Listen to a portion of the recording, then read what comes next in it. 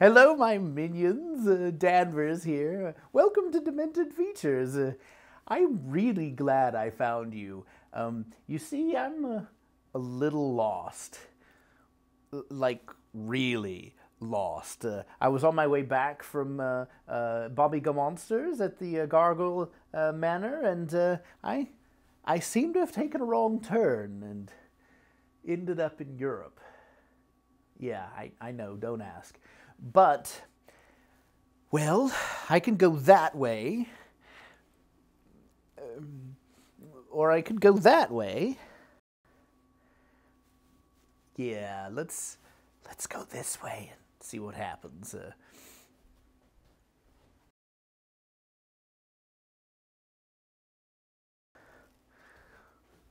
Ooh, how German. Oh, good day, landlord. It's me, Danvers.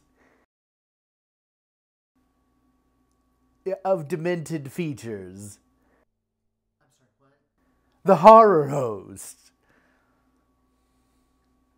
You know, like Elvira. Here, let me show you. Tonight's feature is Edward D. Wood Jr.'s Plan 9 from Outer Space.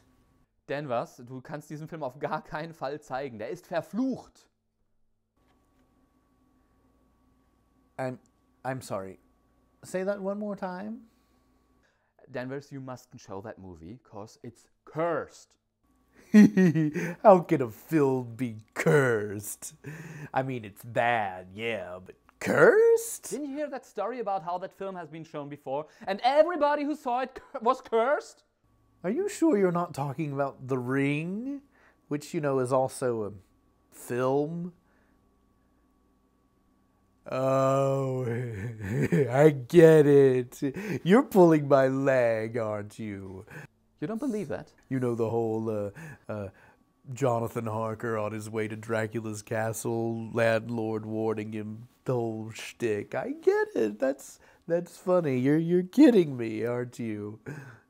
You want to say that I'm kidding you? I? Okay. Well, while we get this sorted out, let's just curse everyone. From 1959, here's Edward D. Wood Jr.'s Plan 9 from Outer Space. And I can't wait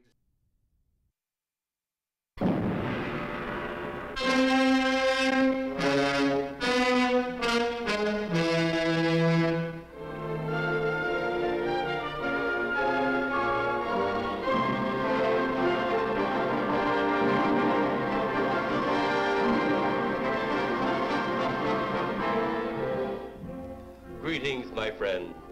We are all interested in the future, for that is where you and I are going to spend the rest of our lives. And remember, my friend, future events such as these will affect you in the future. You are interested in the unknown, the mysterious, the unexplainable. That is why you are here. And now, for the first time, we are bringing to you the full story of what happened on that fateful day. We are giving you all the evidence based only on the secret testimony of the miserable souls who survived this terrifying ordeal. The incidents, the places. My friend, we cannot keep this a secret any longer. Let us punish the guilty. Let us reward the innocent. My friend, can your heart stand the shocking facts about grave robbers from outer space?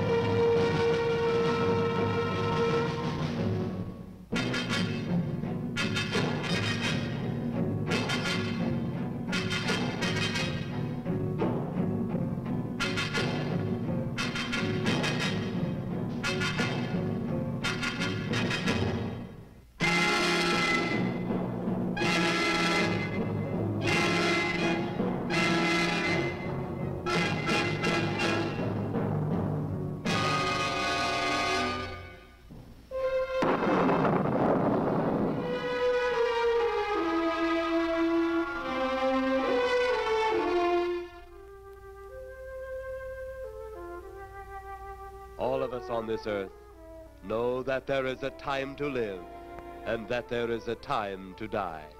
Yet death is always a shock to those left behind. It is even more of a shock when death, the proud brother, comes suddenly without warning. Just at sundown, a small group gathered in silent prayer around the newly opened grave of the beloved wife of an elderly man. Sundown of the day, yet also the sundown of the old man's heart. For the shadows of grief clouded his very reason.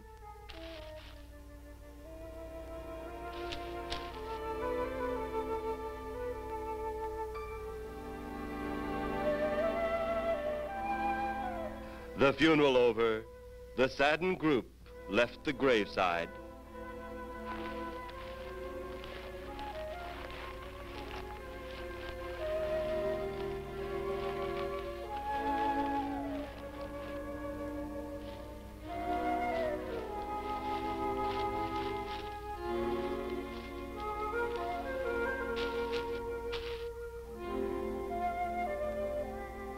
It was when the gravediggers started their task that strange things began to take place.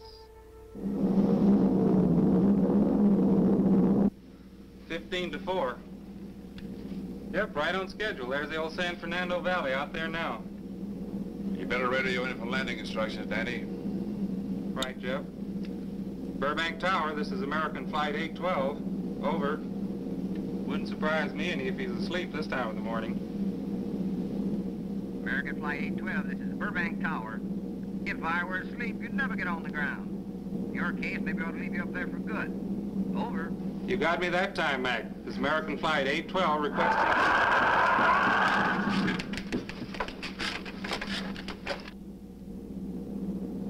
Burbank Tower to American Flight 812.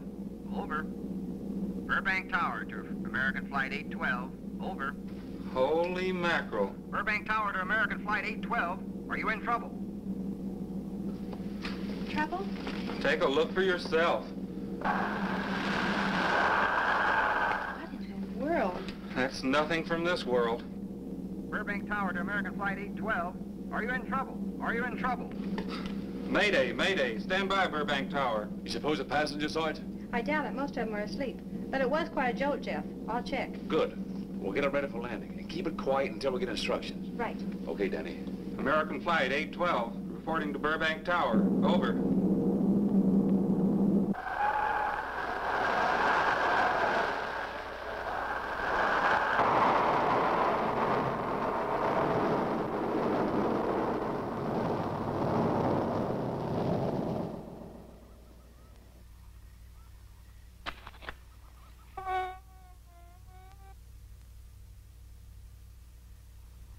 Did you hear anything? I thought it did. Don't like hearing noises, especially when there ain't supposed to be any. Yeah, sort of spooky-like. Maybe we're getting old. Whatever it is, it's gone now. That's the best thing for us, too. Gone. Yeah, let's go.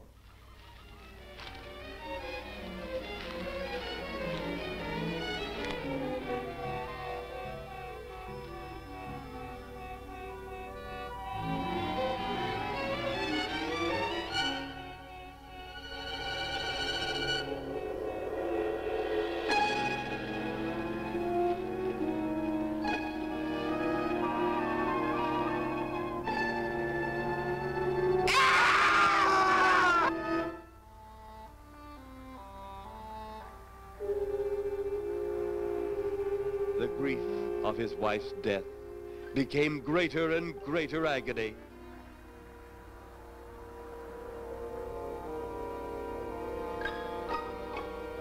The home they had so long shared together became a tomb, a sweet memory of her joyous living. The sky to which she had once looked was now only a covering for her dead body.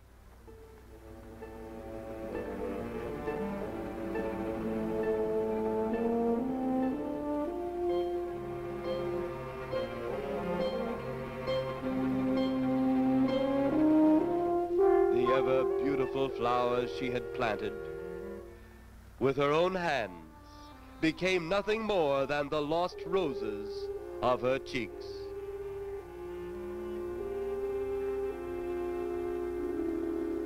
Confused by his great loss, the old man left that home, never to return again.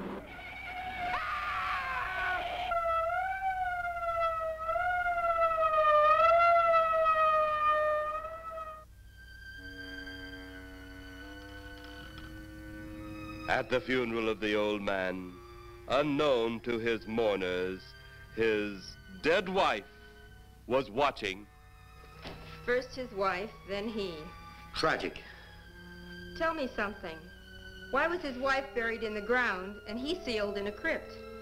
Something to do with family tradition, a superstition of some sort. Oh. Well, it's getting dark. Let's be on our way.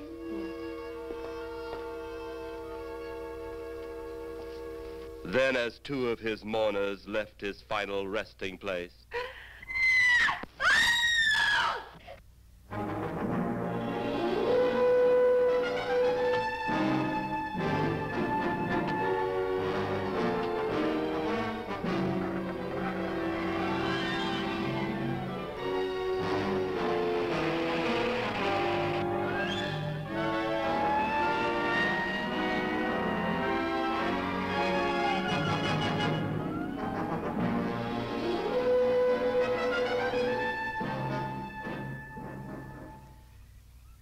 minutes later, the police, led by Inspector Daniel Clay, arrived at the scene.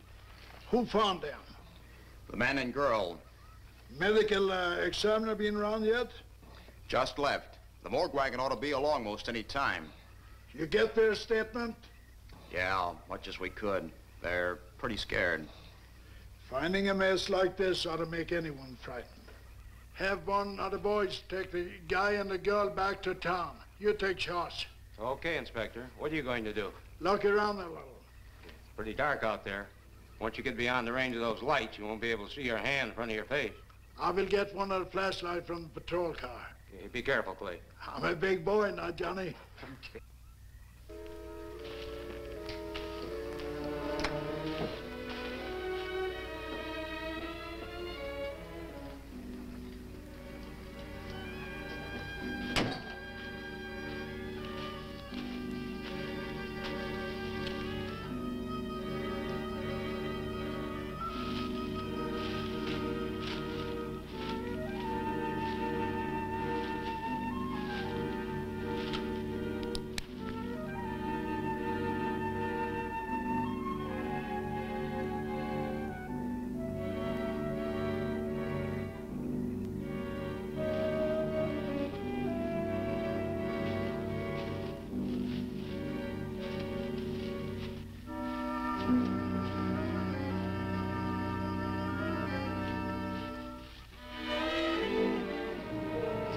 It looks like a bobcat tore into them.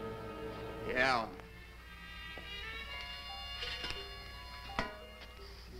Say, Lieutenant, did you get that funny odor? How could I miss it?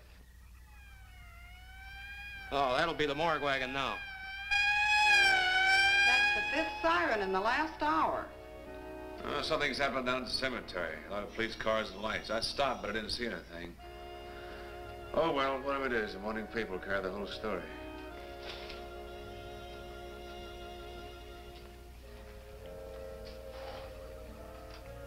You seem to still be up there somewhere.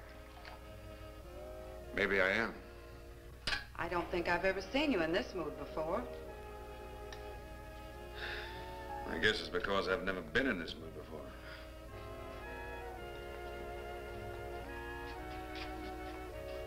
Something about your flight? Yeah. What happened, Jeff?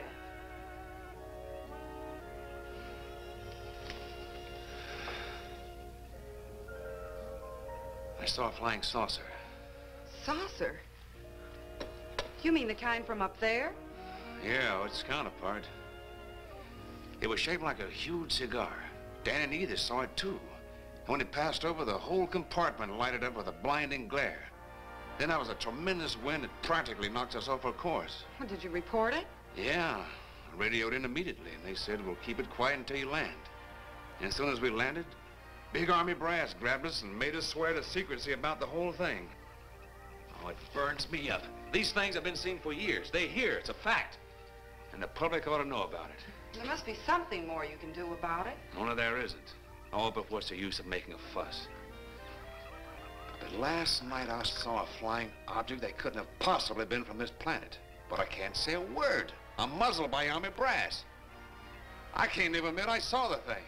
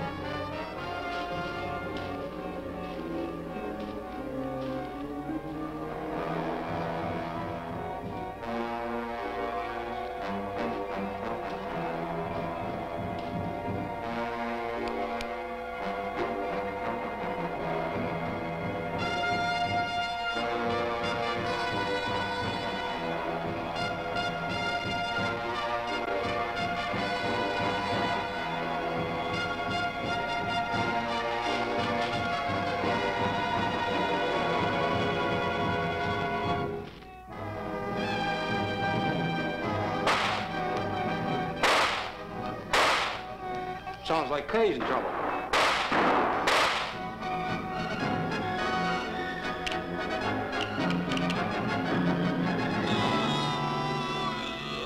If that apparition we saw had something to do with it, come on.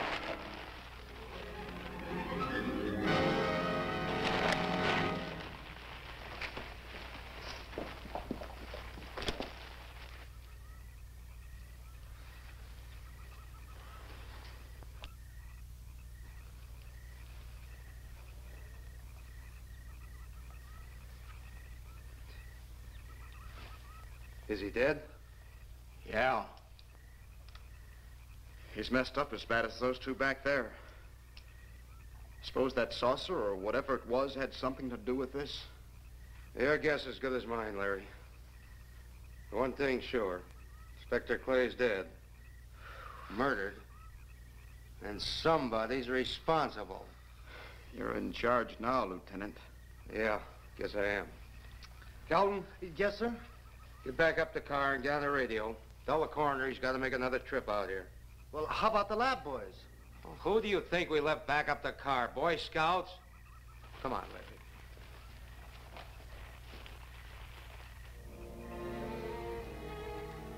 Greater love hath no man than to lay down his life for another.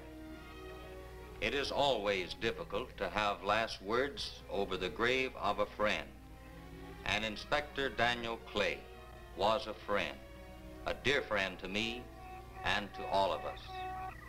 The bell has rung upon his great career. Now we lay him to rest. A rest well deserved, but so premature.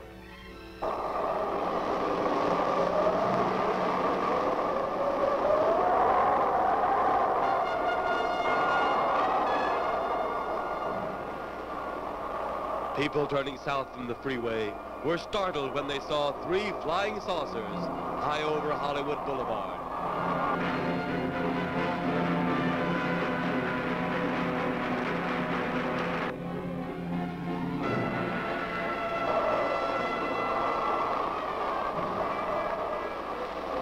A woman, startled by the sight in the sky, telephones the police.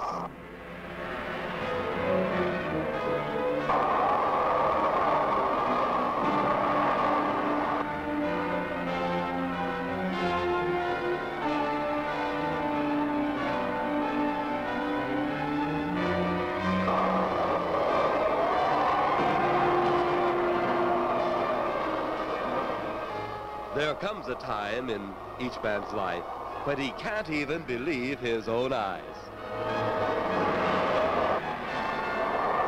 Saucers seen over Hollywood. Flying saucers seen over Washington, D.C.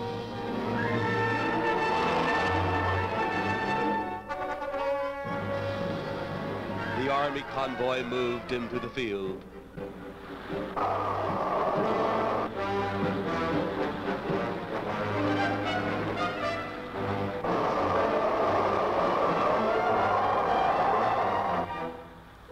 Rockets were quickly set up.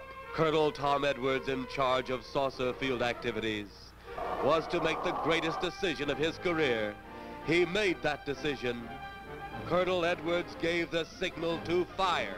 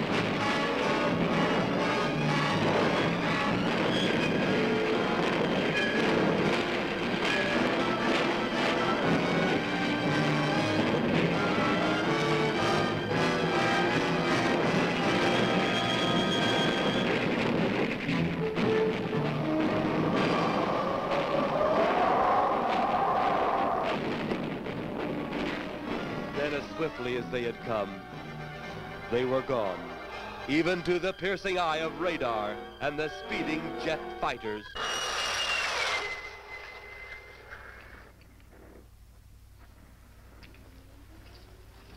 Quite a sight, wasn't it, sir? A sight I'd rather not be seeing. Are you worried about them, sir? Well, they must have a reason for their visits. Visits? Well, that would indicate visitors. Well, the big gun's the usual way of welcoming visitors. We haven't always fired at them. Oh? For a time, we tried to contact them by radio, but no response. Then they attacked a town. A small town, I'll admit, but nevertheless a town of people. People who died. I never heard about that, sir. Well, it was covered up by the higher echelon. Take any fire, any earthquake, any major disaster, then wonder. Flying saucers, Captain, are still a rumor, officially. Looks like we beat them off again, sir. What do they want? Where are they from?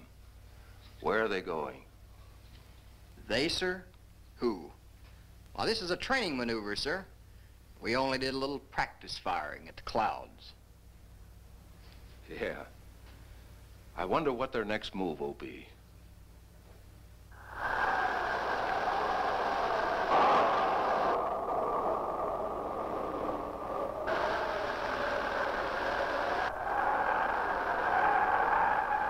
What will their next move be?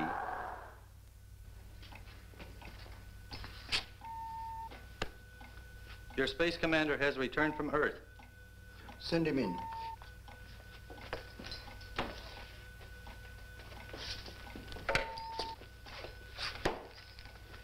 You have your report? We had to pull in here to Space Station 7 for regeneration. We're returning to the planet Earth immediately thereafter. What progress has been made? We contacted government officials. They refuse our existence. What plan will you follow now? Plan 9. It's been absolutely impossible to work through these Earth creatures. Their soul is too controlled. Plan 9. Ah, yes. Plan 9 deals with the resurrection of the dead. Long-distance electrode shot into the pineal and pituitary glands of recent dead. Have you attempted any of this plan as yet? Yes, Excellency. How successful has it been? We have risen 2 so far. We shall be just as successful on more. The living, they have no suspicion of your movements? We had to dispose of 1 policeman. However, none of those risen have been seen. At least not by anyone who still remains alive. It's too bad it must be handled this way. But it must. Those who we take from the grave will lead the way for our other operations. Yes, Excellency. Continue on. Report to me in 2 Earth days. I feared His Excellency wouldn't take our report this well. Well, had he been dealing with our own people, his reaction would have been completely different. He understands the difficulties of the Earth race. What do you think will be the next obstacle the Earth people will put in our way? Well, as long as they can think, we'll have our problems. But those whom we're using cannot think. They are the dead, brought to a simulated life by our electrode guns. You know, it's an interesting thing when you consider the Earth people who can think are so frightened by those who cannot, the dead. Well, our ship should be regenerated. We better get started.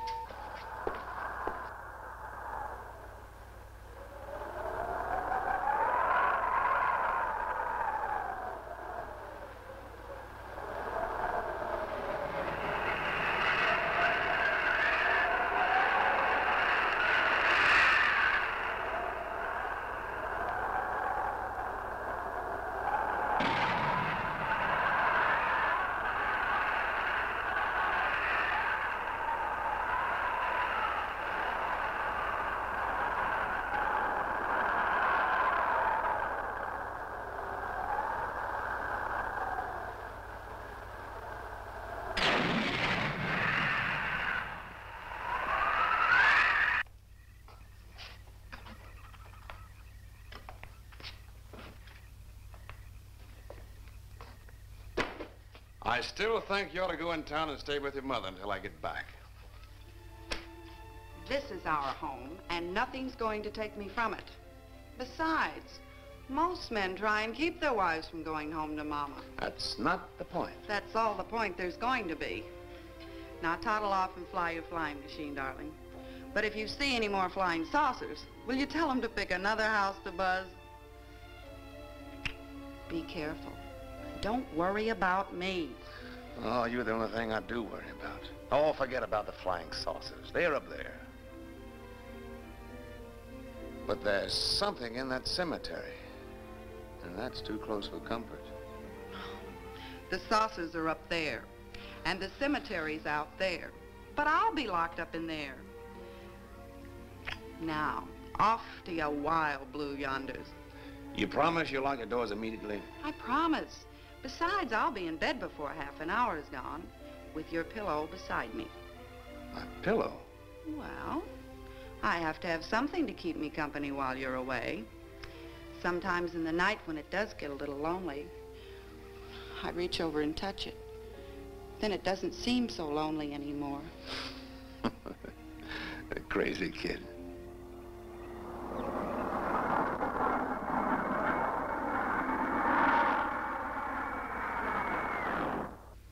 I do love you, darling.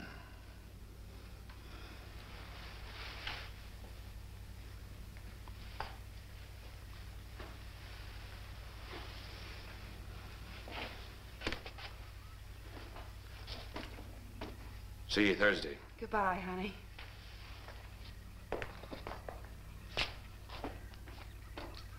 You know I'm not leaving you here until you're locked safely inside. All right, darling.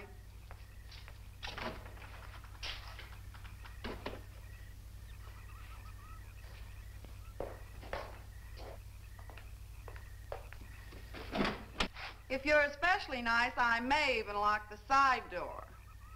And be sure you keep the yard lights on.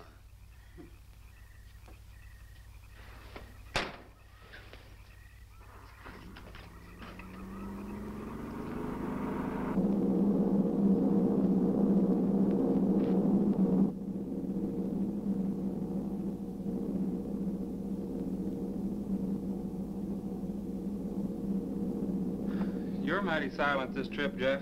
Hmm? You haven't spoken 10 words since takeoff. I guess I'm preoccupied, Danny. We've got 33 passengers back there that have time to be preoccupied. Flying this flybird doesn't give you that opportunity. I guess you're right, Danny. Paula? Yeah. There's nothing wrong between you two. Oh, no, nothing like that. Just that I'm worried, she being there alone and those strange things flying over the house and those incidents in the graveyard these past few days. It's just got me worried. Well, maybe they haven't figured out those crazy skybirds yet, but I'd give you 50 to 1 odds the police have cleared up that cemetery thing by now. I hope so. If you're really that worried, Jeff, why don't you radio in and find out? Mac should be on duty at the field by now. He could call Paul and relay the message to you. Hi, Edie. Hi, Silence. I haven't heard a word from this end of the plane since we left the field. I've just been giving himself and me a study in silence. You boys aren't feuding. No, Edie, nothing like that. Hey, Edie, how about you and me balling it up in Albuquerque? Albuquerque? Have you read that flight schedule, boy? What about it? We land in Albuquerque at 4 a.m. That's strictly a 9 o'clock town. Well, I know a friend that'll help us. Let's have the problem first. Huh, Danny? Oh, he's worried about Paula. I read about that cemetery business. I tried to get you kids not to buy too near one of those things. We get there soon enough as it is. He thought it'd be quiet and peaceful there. No doubt about that. It's quite all right, like a tomb. I'm sorry, Jeff. That was a bad joke. Say, I almost forgot what I came in here for. How's the coffee situation? That's for me. It sure wouldn't hurt anything, Edie. Okay, be right back. And say, Jeff, make that call to Mac. Nah, not only she throw cold water on my Albuquerque plan, but now she's repeating herself. How about that Albuquerque ball? I can't resist your charm, Danny boy.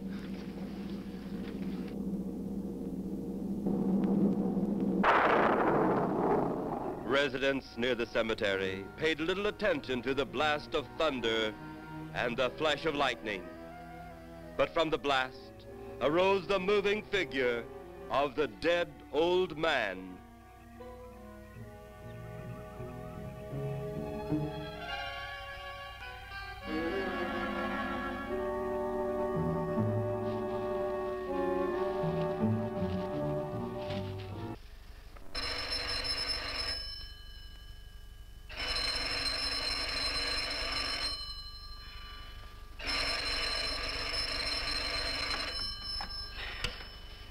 Hello? Who? Mac? Well, hi, Mac. Sure, I'm all right. I just fell asleep. Tell Jeff I'm all right. Okay, Mac. Thanks for calling. Good night.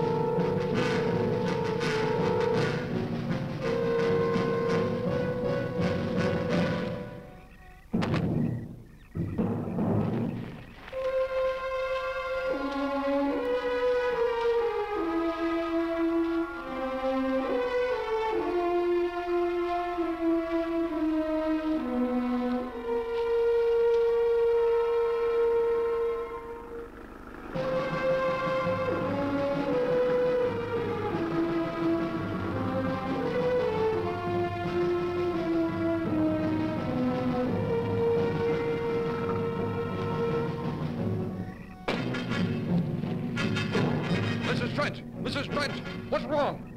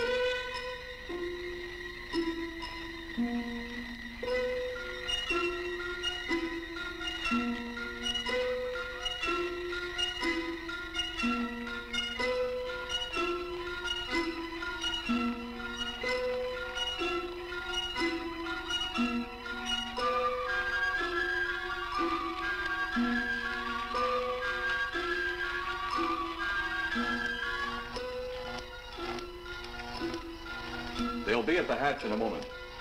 You can open it now, Tanner.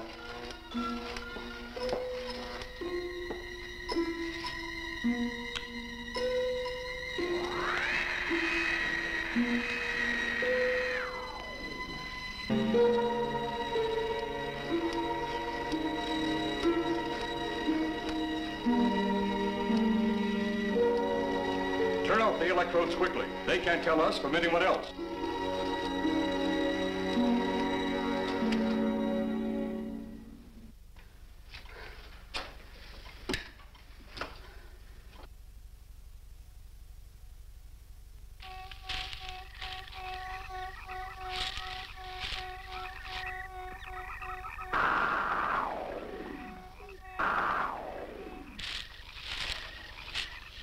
It's tough to find something when you don't know what you're looking for. I don't think the lieutenant does either. Then what are we doing out here?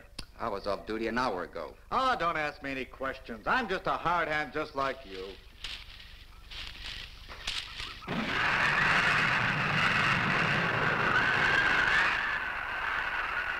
What do you suppose that noise was?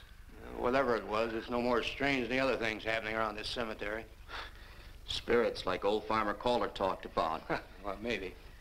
The only spirits he saw tonight were those I smelled on his breath. Well, don't forget, Miss Trent claims to have seen them, too.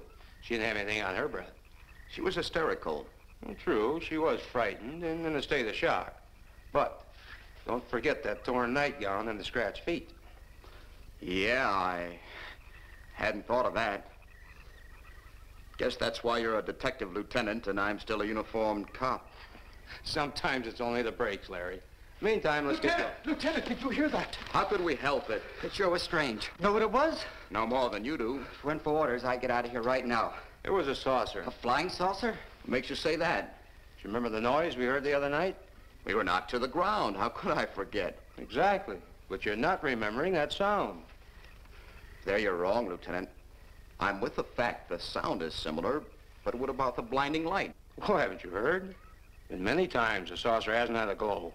Or a light of any kind, for that matter. That proves it. What next, Lieutenant? Oh, Lieutenant, maybe this doesn't mean much, but Jamie Mee found a grave that looks like it's been busted into. What? Where? Why, Come on, man, out with it. We haven't got all day to waste. just over there beyond the crib. All right, show us the way. Look, here it is, Lieutenant.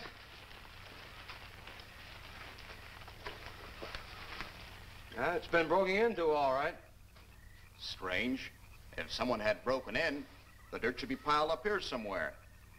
It looks like it's fallen into the grave. Larry, you'll be out of that uniform before you know it. Do we have the right to look down there, Lieutenant? Technically, no. No? Well, this spot looks familiar, though. We shouldn't investigate any further without the permission of next of kin. Let's go get it. How? I see what you mean. The gravestone's down there. Well, let's go down and find out whose grave it is. How? By going down and finding out. Are you sure you mean that, Lieutenant? If I didn't mean it, I wouldn't have said it. Scared? Well, why do I always get hooked up with these spook details? Monsters, graves, bodies. Oh, all right.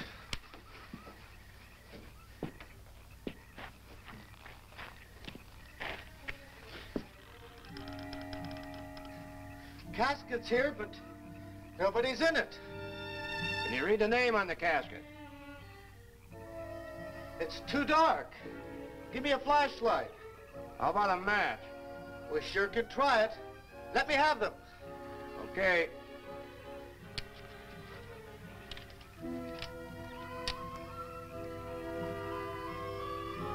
It's Inspector Clay's grave, but he ain't in it. So what do you think?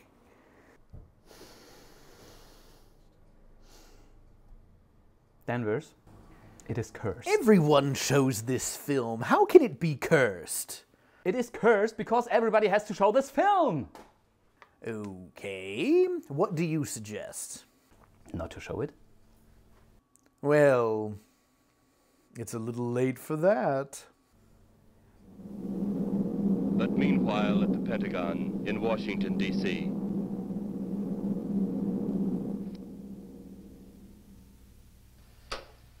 Right, G2. Come in. Yes, of course. I'll keep in touch. Come in, Colonel Edwards. Close the door. At ease, Colonel. Thank you, sir. Sit down.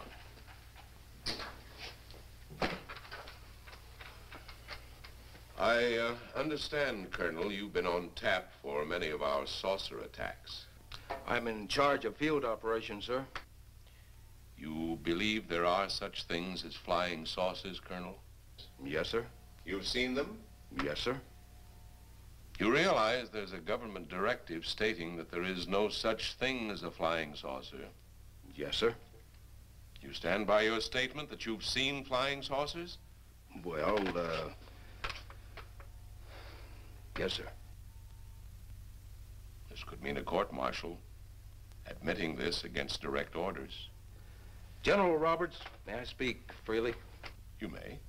How could I hope to hold down my command if I didn't believe in what I saw and shot at? I like you, Colonel. Thank you, sir. There are flying saucers. There's no doubt they are in our skies. They've been there for some time. What are we going to do about them? Who knows? Then they really are there. I thought you were convinced of that. I am. We've had contact with them. Contact? How? Radio. They speak our language? Well, not quite. We've received messages from their spaceships. For a while, it came in as just a lot of jumbled noise. And now, sir? Well, since they first tried contact with us by radio, we've developed a language computer. A machine that breaks down any language to our own. General, what's this all got to do with me?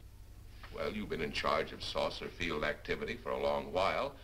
I think it's about time you heard these recordings. Do you mind? Mind? Huh, I'm anxious.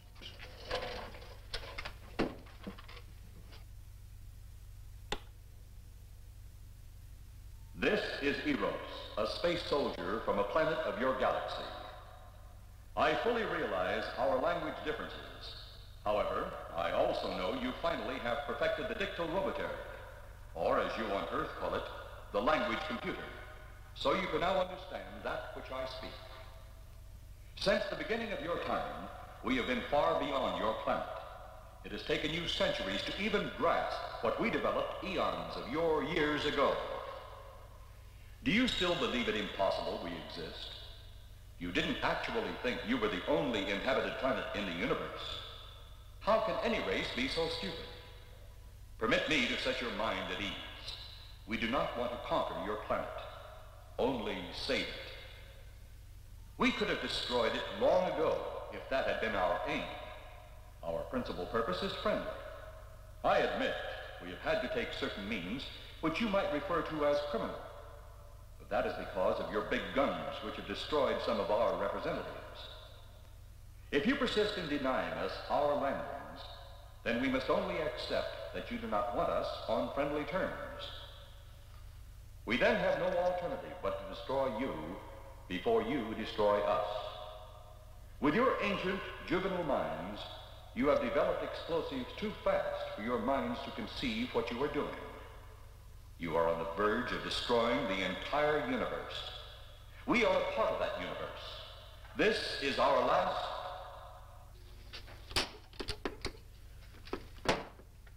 That's the end of that one. Atmospheric conditions in outer space often interfere with transmitting. How many of these recordings do you have, General? An even dozen up to now. This was the last one. We received it over a month ago. You think they mean business? We can't afford to take any chances. Come over here.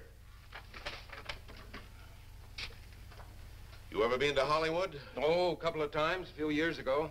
You're going to be there in the morning. Just a few minutes from Hollywood, in the town of San Fernando, reports have come in of saucers flying so low the exhaust knocked people to the ground. There have even been stated claims of saucer landings. Major Carlson will replace you while you're out there. You're the best man for the job of attempting to contact them. Find them, Colonel. See what in hell it is they want. All right, sir.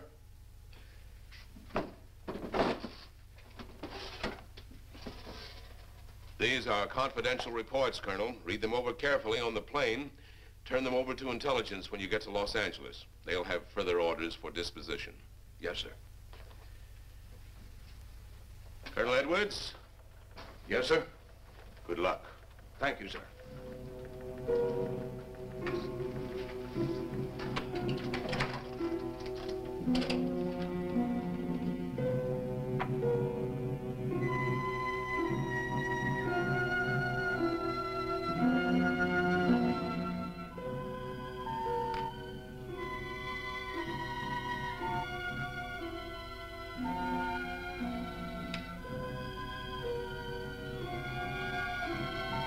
We are ready to report, Excellency. You are many days late. It was unavoidable. We tried to transmit via televisor, but atmospheric conditions made transmission impossible. You should have transmitted as soon as conditions permitted. I thought time was of the essence. Suspicion has fallen upon our movements. Our ships have been viewed near the point of operations. And what has this added time gained, Eros? We have successfully risen 3 of the dead ones. Permit me to see one. Bring in the big one. Use your small electrode gun.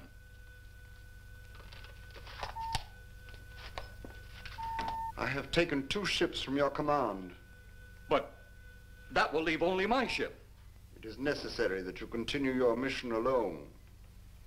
I have need of your other ships elsewhere.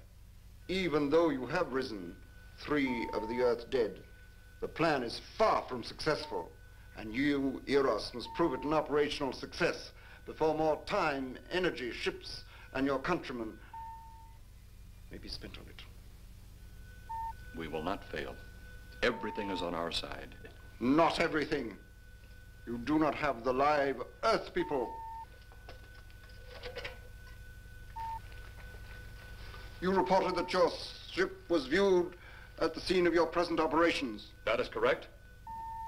They have been viewed many times, but not at the scene of operations. Something must be done about that.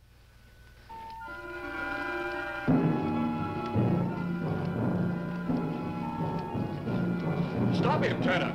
He's close enough. Turn off your electrode gun. No! No!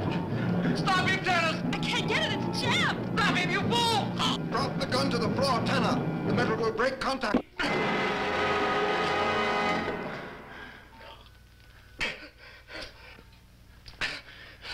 That was too close. Yes.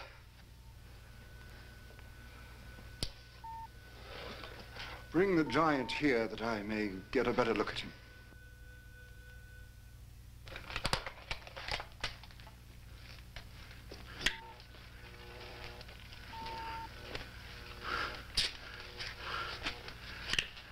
Yes, he's a fine specimen. Are they all this powerful on planet Earth?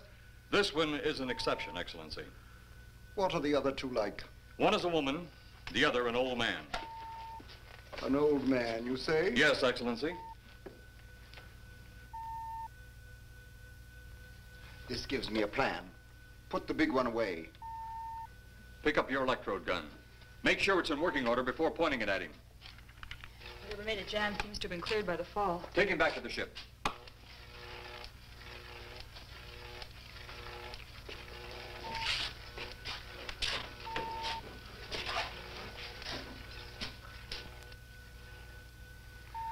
The old one must be sacrificed. Re-land on Earth. Send the old one to enter a dwelling. Then cut the electrokinetic and turn on your ship's decomposure ray. The result will astound those watching. Astound them enough to delay their intention until you have gained your other recruits from the cemetery. Yes, Excellency. It'll be done. Report to me when this has been accomplished.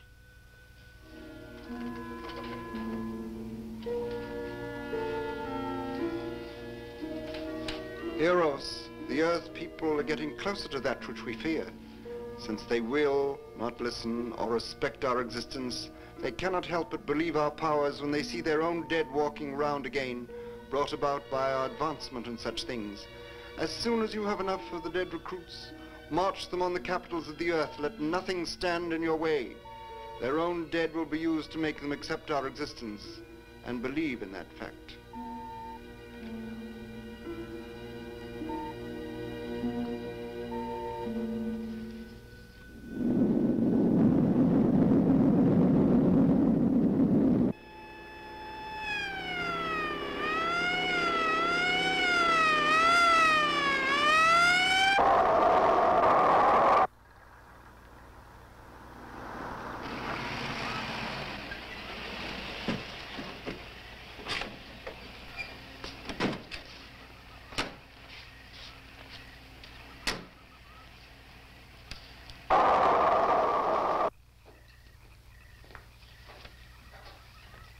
Miss Strand. This is Colonel Edwards from Washington, D.C. Good evening, Colonel. Hello, Colonel. Colonel would like to ask you a few questions. Questions? What about, Colonel? May I, sit down? Oh, I'm sorry. Please do. I want to ask you about your strange experience the other night when you saw the flying saucer. After that, the police brought me home. I hope I never see such a sight again. Well, after your description, I don't think I'd want to see it either. One thing more. After you were forced to the ground by that blast of wind, was it a hot or cold blast? It's kind of hard to explain. It wasn't hot, wasn't cold. It was just a terrific force. We couldn't get off the ground. The light blinded me so badly, I couldn't see a thing. We could only feel the pressure of the wind until it was gone. When the glare left us, we could see a glowing ball disappearing off in the distance. Which way? Toward the cemetery.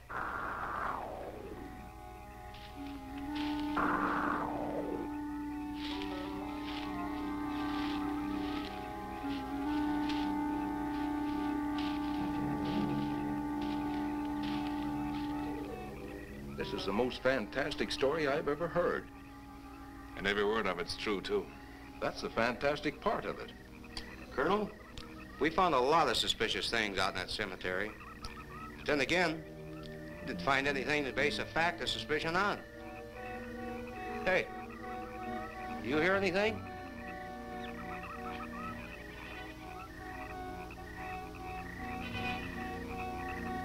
You see anything out there, Kelton? Too dark, Lieutenant. Something started stinking awful bad.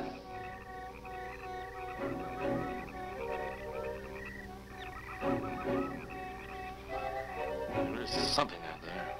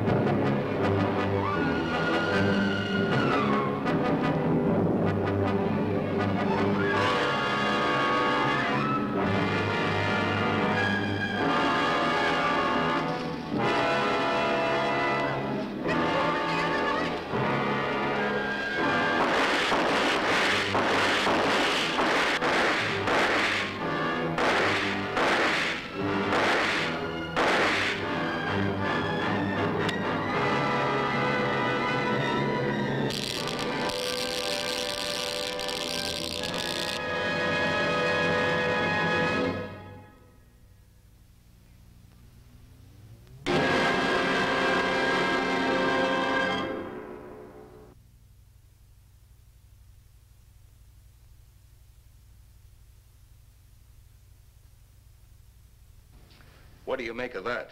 She caught me. Didn't look that way a minute ago. What about your man? Oh, the excitement, I forgot all about Kelton.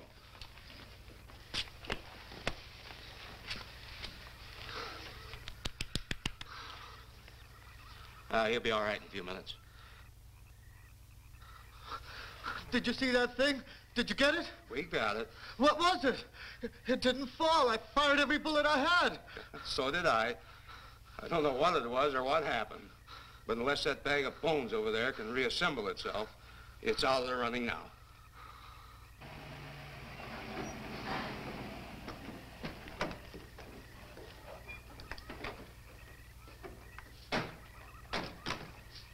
Colonel, I've been out here so often, you think I've taken a lease on this place. Not a long lease, I hope. I see what you mean. But you know, I can't help but feel the answer's out here somewhere. Is the girl safe? Mrs. Trent, you better stay with the car. Stay here alone? Not on your life. Modern women. Yeah, they've been that way all down through the ages, especially in a spot like this. Calvin. Yes, sir. Stay with Mrs. Trent. All right, Lieutenant. Now, you stay close to the officer, honey. I'd feel safer with you. Now, the lieutenant knows best. Well, I don't like it, but I guess there isn't much I can do about it.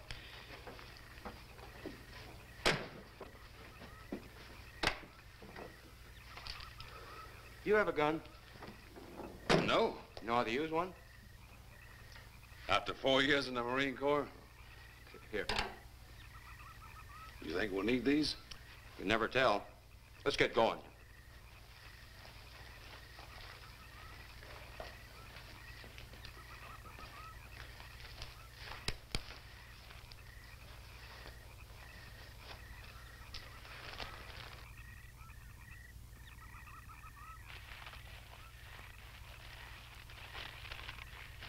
Would expect to find out here. Well, there's only one answer to that, Mr. Trent. We'll know when we find it. Inspector Clay's grave's right over here. Is that the one you told me was broken into? Yes.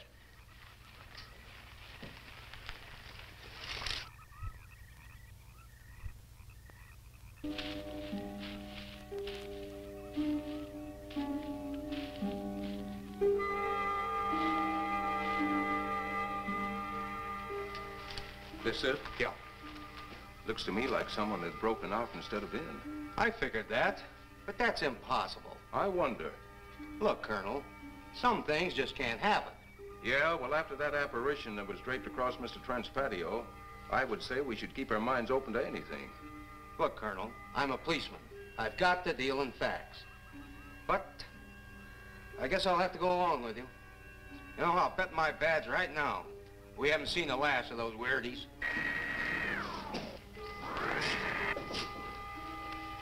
They'll discover our ship soon. You going to let them find us? It's the only way. These are the same men who have been so close so often. They must be halted before they can inform others about us. But there were others in the car. They'll be taken too. Send the big one for the girl and the policeman. I'll turn on the dictylrobotary so we may converse with them.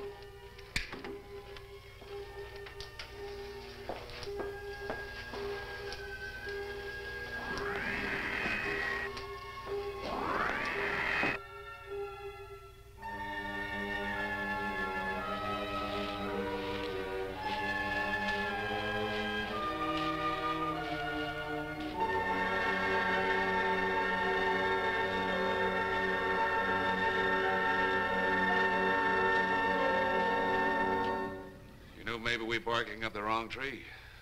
One thing a policeman learns, Mr. Trent, is patience. Where's that burn spot you mentioned? Right over there. Look.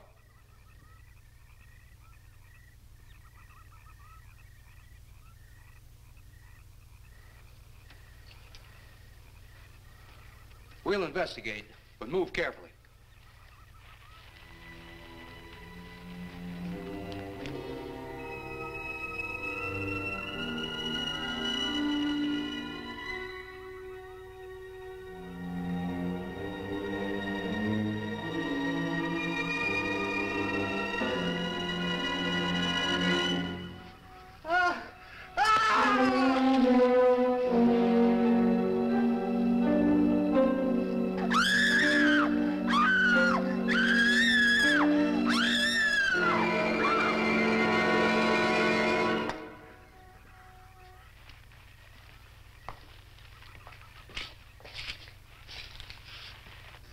A moment or two more, and you will be the first live Earth people ever to enter a celestial ship.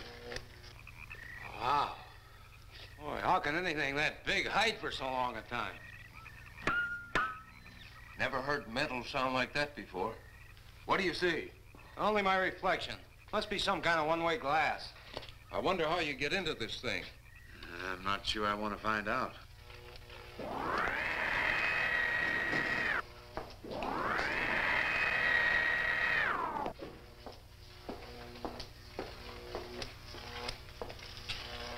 They're just outside.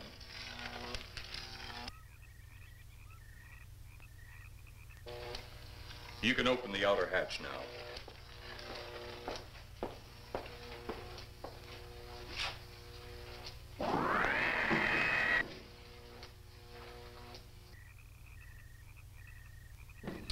Look out!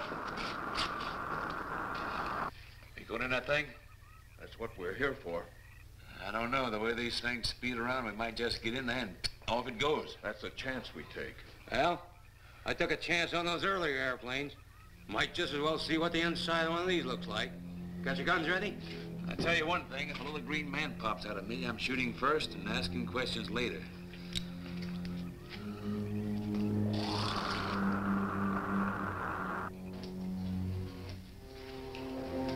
We're in the outer chamber now. Eros, do we have to kill them? Yes. Seems such a waste. Well, wouldn't it be better to kill a few now than, with their meddling, permit them to destroy the entire universe? You're always right, Eros. Of course. But those are not my words. Those are the words of the ruler.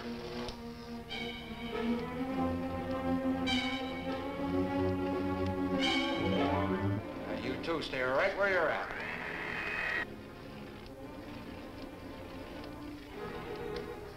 We will do as you command. For the moment. No for the moment about it. You just do as I tell you.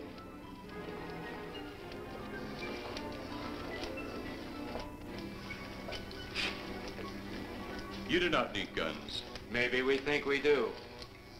They would be of no use to you now. They've been mighty useful before on flesh and blood. And you two look like you've got a lot of both. True. They would be effective upon us. If you were to have the opportunity to use them... Mister, if you don't get away from that control board, I'll show you just how effective they can be.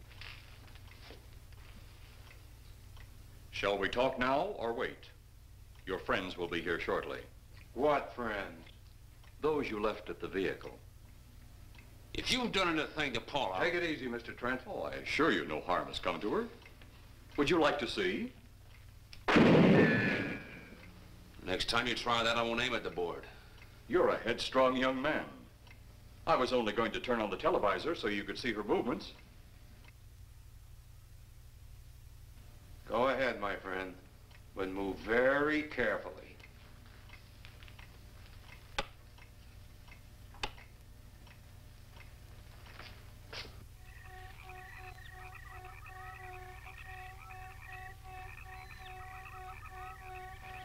She's only fainted. You fiend. I? A fiend? I am a soldier of our planet. I? A fiend?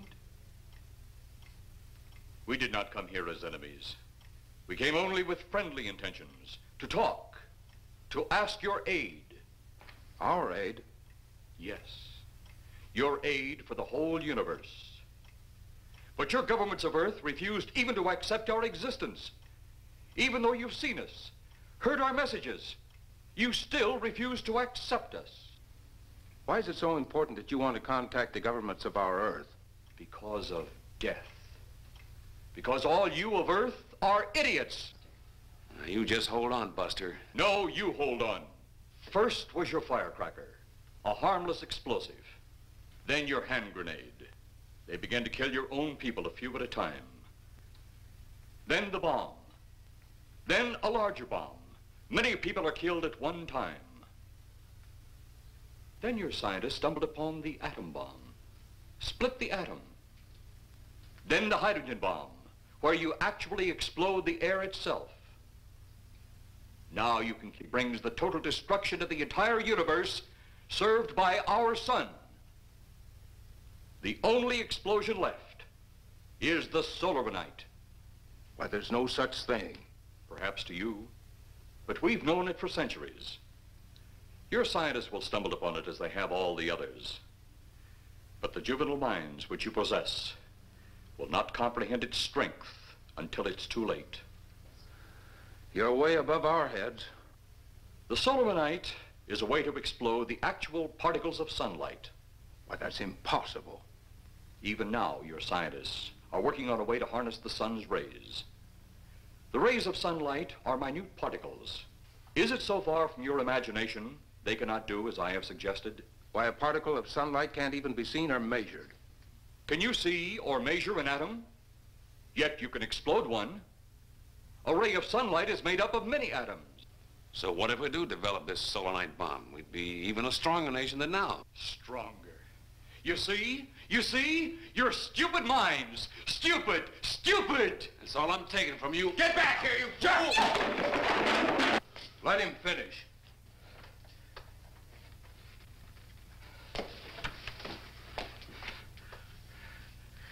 It's because of men like you that all must be destroyed. Headstrong, violent, no use of the mind God gave you. You talk of God? You also think it impossible that we too might think of God? You, who wear the uniform of your country, you see, I wear the uniform of my country. Yes, we've had to use drastic means to get to you, but you left us no alternative. When you have the Solaranite, you have nothing. Nor does the universe.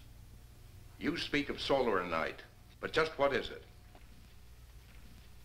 Take a can of your gasoline. Say, this can of gasoline is the sun. Now, you spread a thin line of it to a ball, representing the earth. Now, the gasoline represents the sunlight, the sun particles. Here we saturate the ball with the gasoline, the sunlight. Then we put a flame to the ball. The flame will speedily travel around the earth, back along the line of gasoline to the can, or the sun itself. It will explode this source and spread to every place that gasoline, our sunlight, touches. Explode the sunlight here, gentlemen. You explode the universe. Explode the sunlight here, and a chain reaction will occur direct to the sun itself, and to all the planets that sunlight touches, to every planet in the universe. This is why you must be stopped. This is why any means must be used to stop you. In a friendly manner, or as it seems, you want it. He's mad. Mad? Is it mad that you destroy other people to save yourselves? You have done this. Is it mad that one country must destroy another to save themselves? You have also done this. How then is it mad that one planet must destroy another who threatens the very existence? That's enough! In my land, women are for advancing the race, not for fighting man's battle.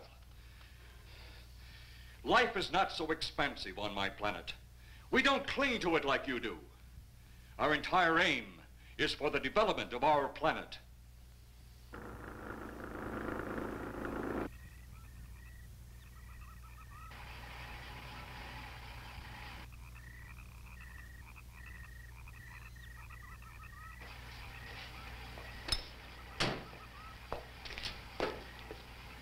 What happened to you? How come you're all alone? I asked for lots of help. You sounded drunk or something on the radio. If I didn't see it with my own eyes, I'd never believe it. Believe what? It was horrible. And he almost broke my shoulder.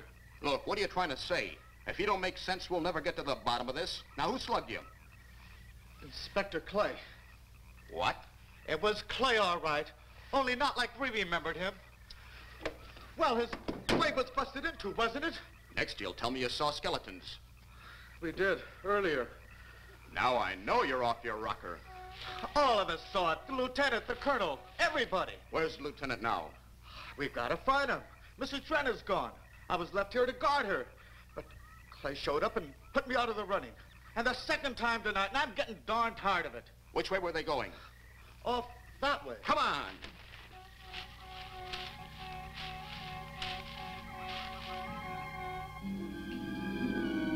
Then one day it could all be gone. In one big puff of smoke and ball of fire. All that out there, the stars, the planets, all just an empty void. You two had better come along with us. Come with you? Where? The police station. So it seems you think you have the upper hand. Look out that window.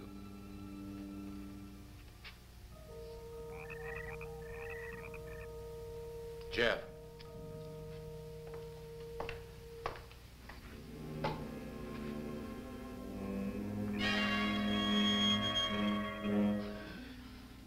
She is unarmed, but he would kill in seconds if I so choose.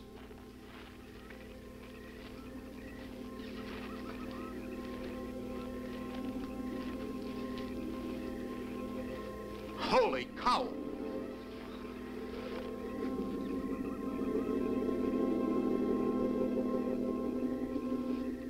Look there. It's Clay, all right. There's no mistaking that. And he's got Mrs. Trent. Get your gun ready. From all I've seen tonight, guns won't do any good. Clay is dead, and we buried him. How are we going to kill somebody that's already dead? Dead! And yet there he stands. That other one earlier, I emptied a full clip into. I'm seeing it. That's the only reason I'm listening to you. Look, I've got an idea. Hurt him or not, we've got to try something. I'm going to sneak up behind him and whop him over the head. That ought to make a move. Follow me. Even when Clay was alive, he couldn't run fast enough to catch me. So when he does, you grab Mrs. Trent and run like lightning in the opposite direction. Oh, you think it'll work? Know of anything else to try?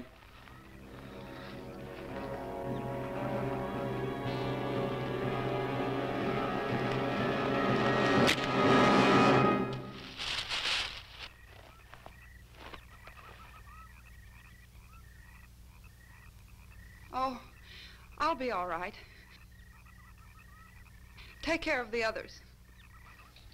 Your men have felled the big one. This could only happen because the electrode ray is off. He'll walk again when I turn it on. Hold it. Right there. Suppose the lieutenant and the others are in that thing. Well, supposing they're Martians or something in there.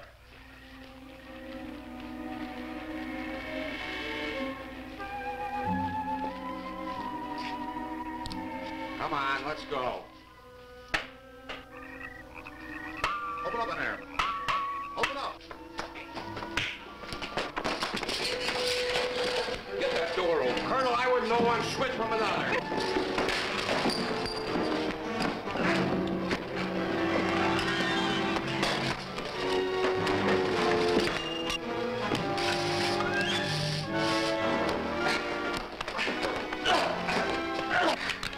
Hold on to him, Eros. I'll have the ship in the air in a minute.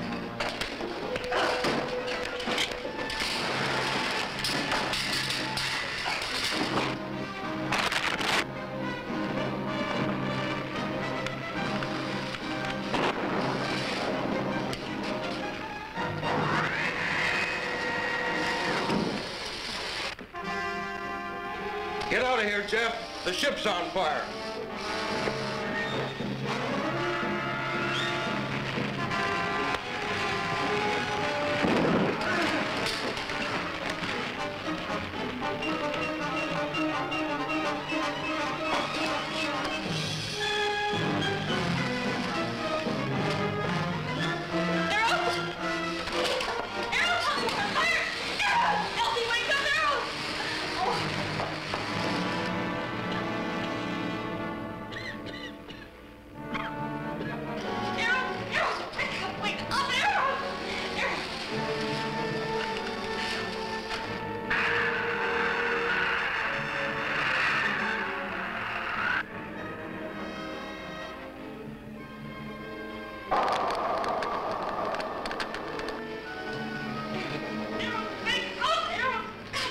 Oh, I wonder if that's the last we'll see of them. Perhaps. But sooner or later, there'll be others. Look!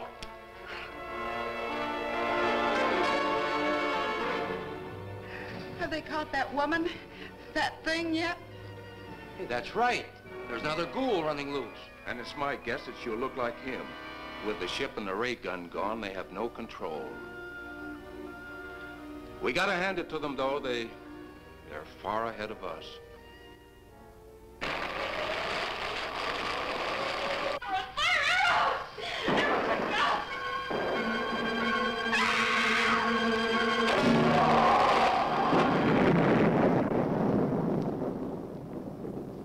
My friend, you have seen this incident based on sworn testimony.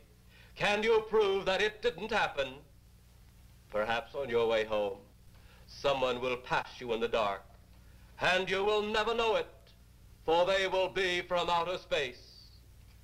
Many scientists believe that another world is watching us this moment. We once laughed at the horseless carriage, the airplane, the telephone, the electric light, vitamins, radio, and even television. And now some of us laugh at outer space.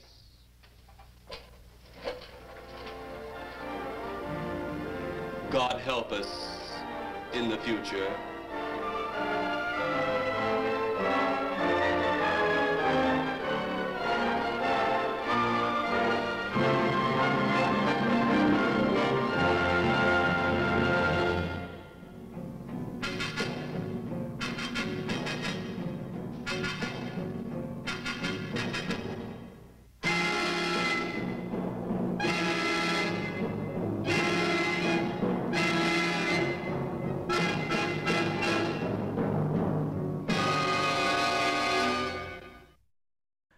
Why the hell don't you ever listen to me? I've told you twice that the films you are showing are cursed. And now I tell you the third time that dieser blöde Film ist verdammt nochmal verflucht. Du kannst diesen blöden Film nicht zeigen. Fine. Do what you want. You have been warned. I usually do.